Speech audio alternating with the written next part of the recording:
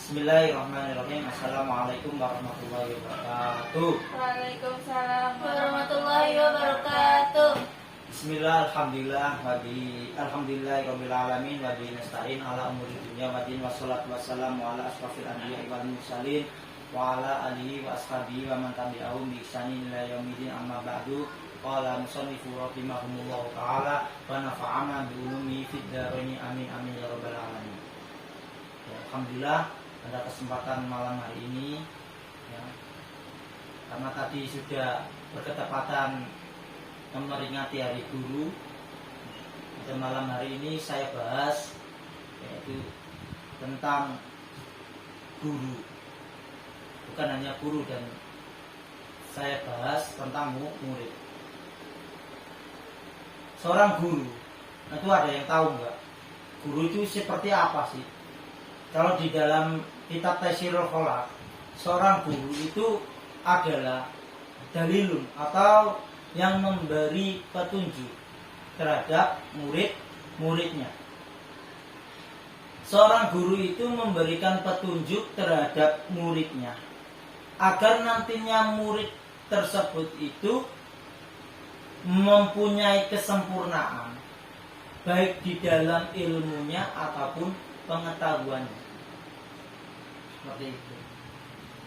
Dan mencari guru itu tidak mudah.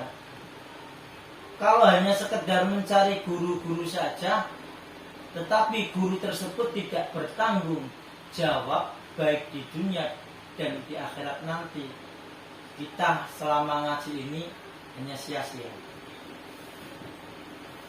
Ya. Jadi seorang guru itu harus memberanikan dirinya, atau di dalam diri seorang guru itu wajib bertanggung jawab terhadap muridnya baik dunia dan juga akhirat. Guru yang seperti itulah guru yang sejati yang kita cari-cari. Begitu juga sanadnya itu harus nyambung. Nyambung kepada siapa? Otomatis sanad guru kita itu menyambung kepada baginda Nabi Muhammad SAW. Kalau sanad guru kita nyambung kepada baginda Nabi Muhammad SAW, maka insya Allah kita nanti akan dikumpulkan kepada guru-guru kita.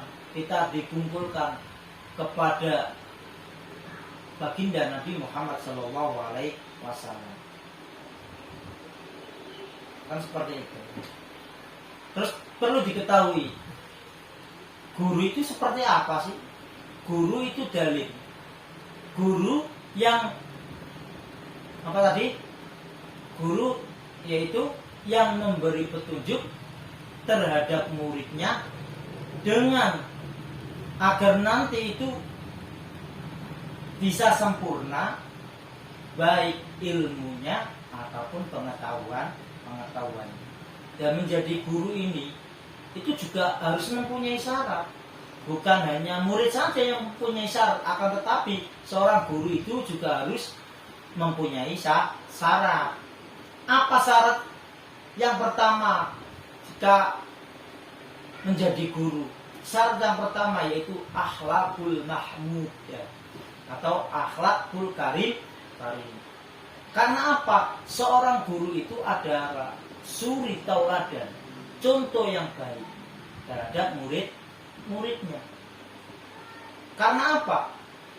Seorang murid itu jiwanya atau ruhnya itu lemah, doif. Sedangkan guru itu lebih kuat jiwanya, ruhnya daripada seorang murid. Nah, seperti itu. Dengan akhlaknya, akhlak mahmudanya, akhlakul karimanya seorang guru mengajarkan seorang murid, nanti jiwa seorang murid itu akan menjadi kuat. Kan seperti itu. Bukan hanya itu saja, seorang guru itu harus bertakwa kepada Allah Subhanahu wa ta'ala. kalau menjadi guru kok tidak takwa terhadap Allah Subhanahu wa taala. Nanti pertanggungjawabannya itu tidak bisa kita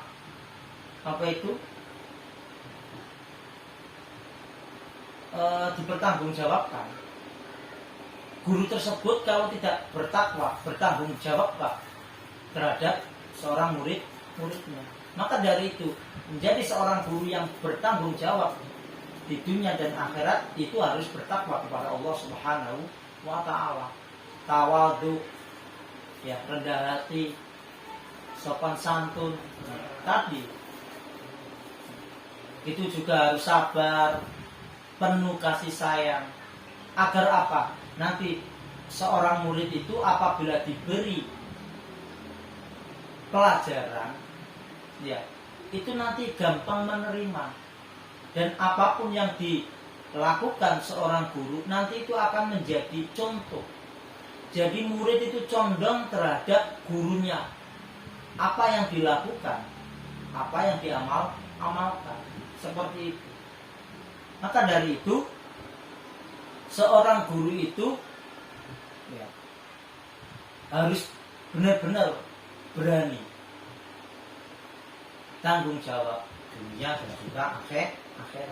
Maka dari itu, jadi guru itu enggak gampang atau enteng begitu saja, enggak, harus bertanggung jawab dunia dan akhirat. Maka dari itu kita sebagai seorang murid itu harus tahu diri.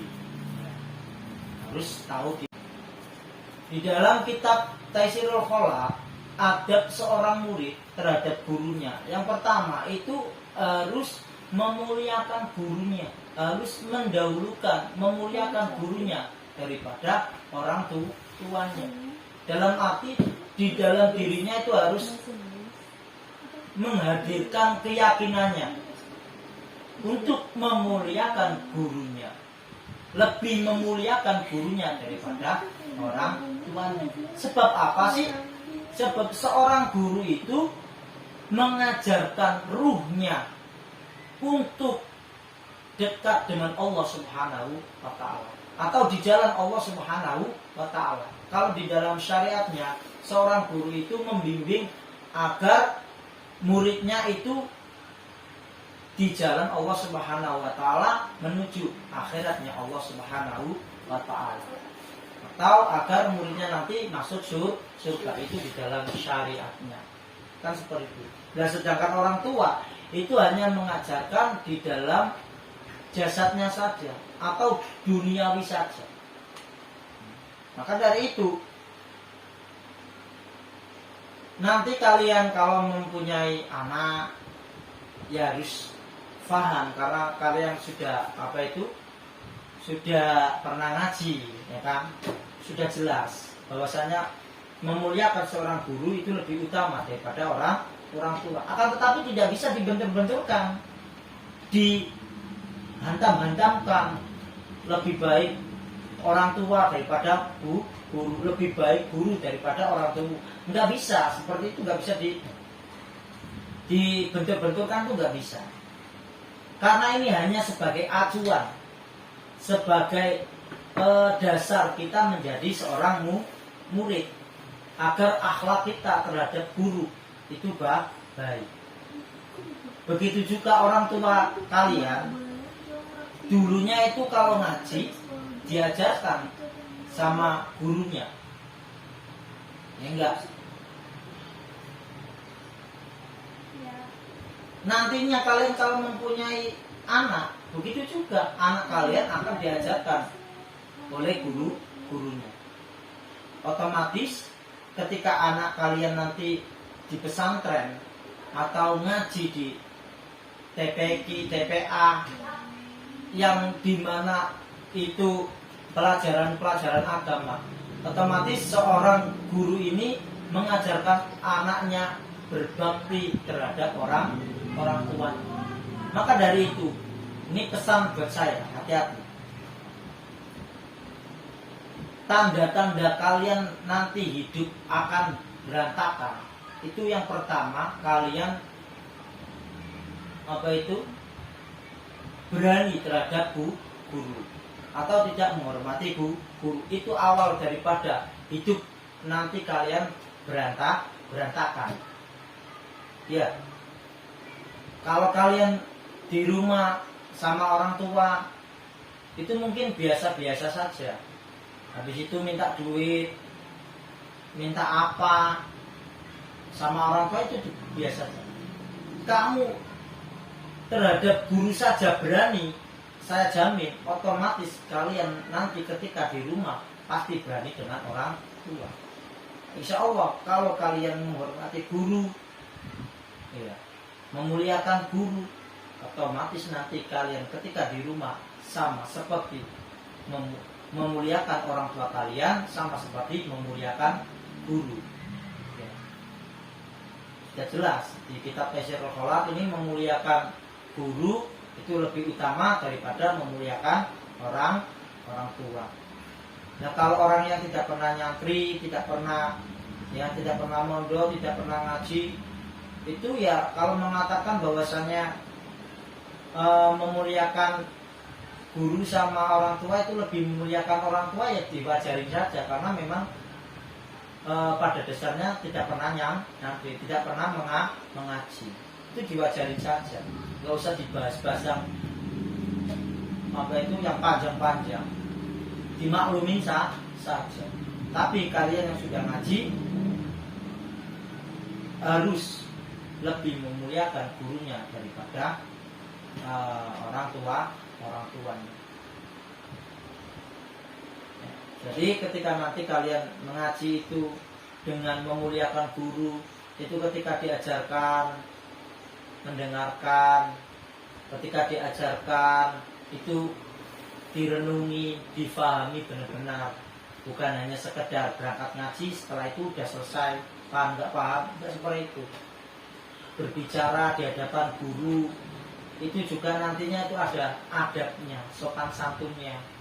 Berjalan di depan guru itu harus menggunakan sopan santun agar akhlak kita dibenahi oleh Allah Subhanahu wa ta'ala. Akhlak yang kurang baik dibaikkan, akhlak yang kurang benar dibenarkan. Nantinya insya Allah kita akan diberi kemudahan oleh Allah Subhanahu wa ta'ala ketika menjalani kehidupan ini. Kita insya Allah dengan doa-doa guru atau yang diajarkan guru, semua kita dari bimbingan guru menjadi berkah di dalam kehidupan kita. Amin ya robbal alamin. Mungkin itu saja, lain waktu kita bahas nanti ya, setelah bab yang kemarin. Untuk sementara ini hanya sekedar pacuan saja, maksudnya buat pegangan saja. Kita itu adalah seorang santri, tugas-tugas kita hanya mengikuti apa yang diajarkan oleh guru. Karena apa? Guru itu adalah suri tauladan kepada muridnya. Pahami? Mungkin itu saja.